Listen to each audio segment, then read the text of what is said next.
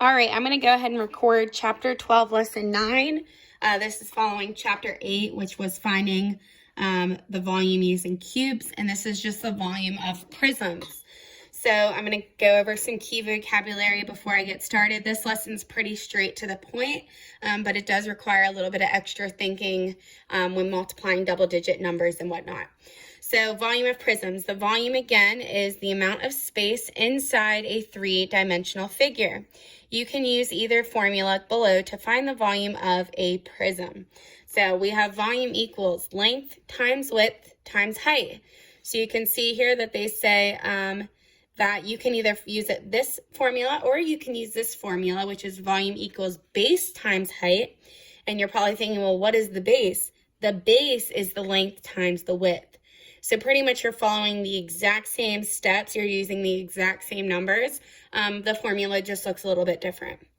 It says common units of volume are cubic inches, cubic feet, cubic yards, cubic centimeters, and cubic meters. So inches, feet, yards, centimeters, and meters will probably be the most common unit that you will see associated with the problems that will be given. So for example 1, I've already completed this, but I'm going to kind of just walk through my steps, and then we'll I think I already did all the problems, but there might be some at the end that we could do together. So example 1 says, on his family vacation to the beach, Armando filled a cooler with water and snacks. Find the volume of the cooler. So this is just showing the two different ways, the two different formulas that were mentioned earlier in order to solve the problem.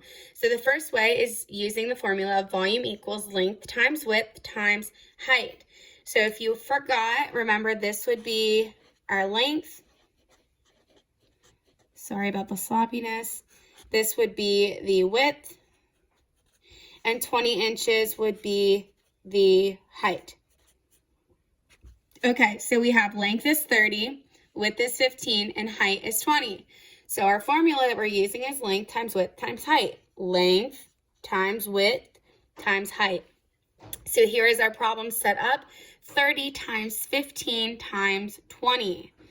So again, multiplication is awesome because we can multiply any numbers in any order. So what I'm going to do is I'm going to go ahead and multiply. I'm just going to pick any two random numbers to multiply. So I'm going to go ahead and do 15 times 20. And I love multiplying a number by a number that ends in 0 because we can use that trick of multiplying this number, 15, times 2, getting that product, and then adding our 0. So we know that 15 times 2 is 30, add our 1 0, and now we have 300 times 30. 3 times 3 is 9, and we add our zeros. 1, 2, 3, 1, 2, 3. So our volume is 900, and this is inches, so I'll have to add this anyways.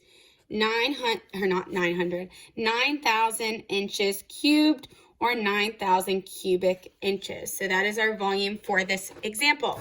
Now we are going to use the other way. So this formula is volume equals base times height. Personally, I like this way, even if it might be more work. It just makes more sense to me because I remember this formula way more often than base times height. All right, so we have base times height. The base, again, is length times width. So if our length is 30, and our width is 15. 30 times 15 is the base, and our height is still 20. So 30 times 15. 15 times 3 is 45, and we have 1 0 to add, getting 450 times 20, which is our height. So if we multiply, this is awesome again because both of our numbers end in zeros. So we can just multiply our whole numbers that aren't 0. 45 times 2, or 45 plus 45, is 90. And we have 1 0, 2 0 that we have to add. So we added our 2 zeros, which results in 9,000 inches cubed, or 9,000 cubic inches. And this is a step where you have to kind of check your work. Did you get the same answer for the volume using both formulas? I did. I got 9,000 cubic inches for both. Therefore, my work is correct.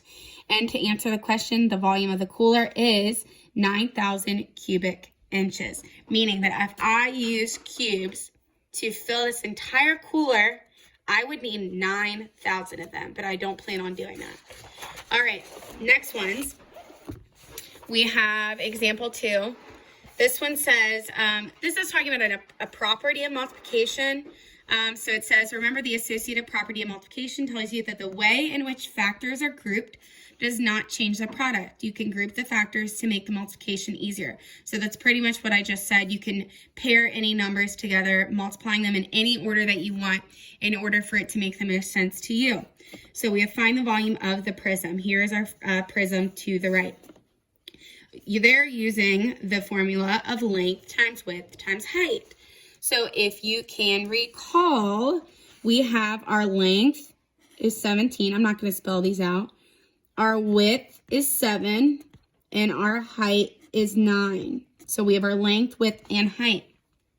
17 times 7 times 9.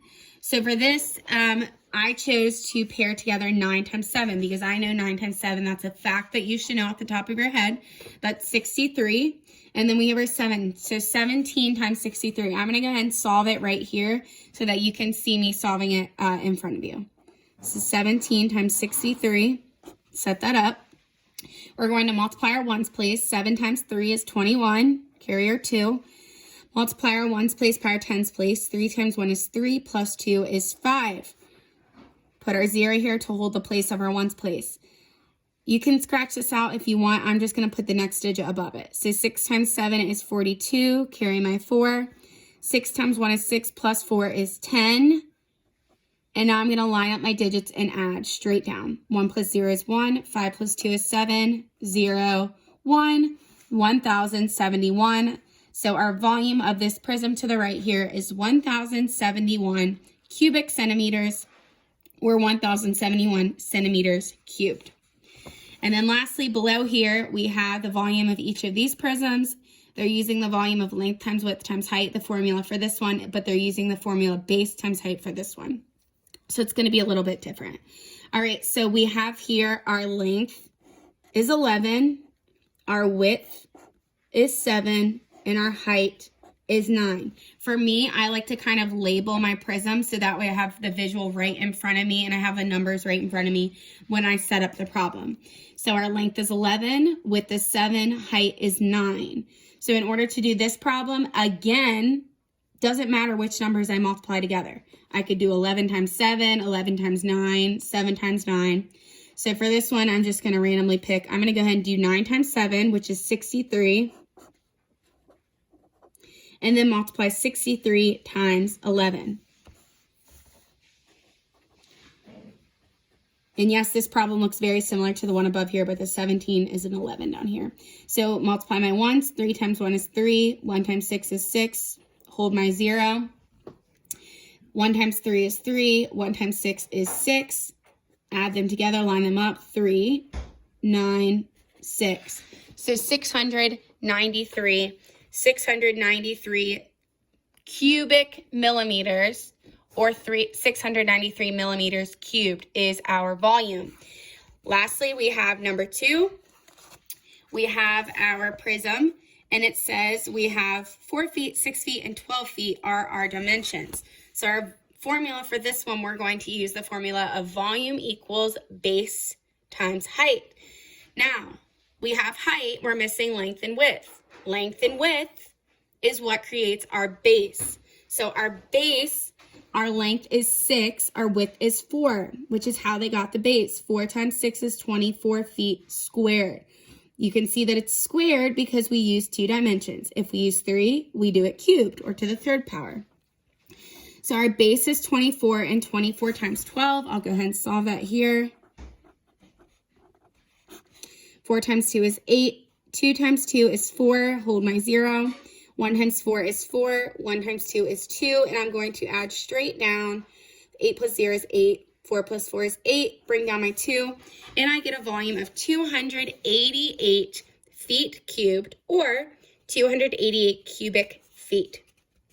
So again, if you did not want to use this formula for this problem, you would just do length times width times height. Length, 6, times width, 4, times height, 12. You would get the exact same answer.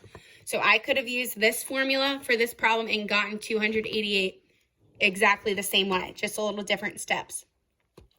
All right, so I'm going to do one example over here for you, and then I'm going to call it a day. So for this one, we have find the volume of each prism. Use the formula V equals length times width times height, or V equals B times H. Again, I like the length times width times height because it's literally the exact same thing. All right, for number 3, length is 2, width is 4, 3 is our height. So 3 times 2. Again, it doesn't matter which order you put the numbers in. 3 times 2 is 6. 6 times 4 is 24. We cannot forget our labels. We are inches, and it is to the 3rd power. So our volume for number 3 is 24 cubic inches, or 24 inches cubed. All right, I'm going to do number 4, and then we'll call it a day. Number 4, find the volume of this prism. We have 26 centimeters, 12 centimeters, and 3 centimeters. What do we need to do? We need to multiply the length times the width times the height. Okay, so we have our length of 26, our width of 12, our height of 3. So we have 26 times 12 times 3. Now, I know one of our facts for 12 is 12 times 3 is 36. So my problem now is 26 times 36. I can't do this mentally. So what am I going to do? I'm going to set the problem up here. I'm going to multiply, and then we will get our answer. 6 times 6 is 36. 6 times 2 is 12, plus 3 is 15. Put my 0. 3 times 6 is 18. Carry my 1. 3 times 2 is 6, plus 1 is 7. Ooh, that 7 should have gone right here. Sorry about that. 6 plus 0 is 6. 5 plus 8 is 13. Carry my 1. And 1 plus 2, or 1 plus 1 plus 7 is 9. So our volume is 936 centimeters cubed, or 936 cubic centimeters. So our volume for number 4 is the following. So hopefully for this one that helped you a lot. If you need to go back again for lesson 9 and redo the assignment, feel free to. I hope this helped. If you want some extra problems, you could always pause the video on this page and you could solve the 4 problems that are left. So again, you're multiplying the 3 numbers together. 7 and 8 are a little bit more complicated. They gave you the base. So all you would need to do for 7 and 8 is multiply 108 by 9 and 90 by 11, and that would give you the volume. So for these 4, they use length times width times height. For 7 and 8, they use base times height. Either way, you will get the same answer. Hope this helped. See you later.